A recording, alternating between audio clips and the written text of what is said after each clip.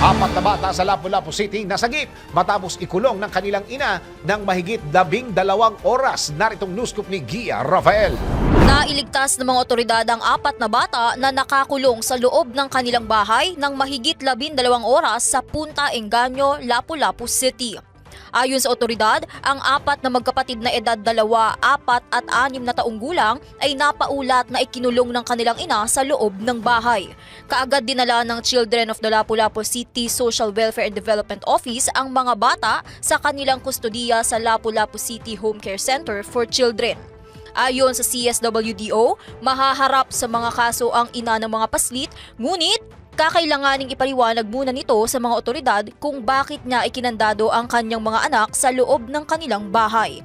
Depensa ng suspect, hindi niya pinabayaan ang kanyang mga anak. Lumabas daw siya para maghanap ng mahihiraman ng pera.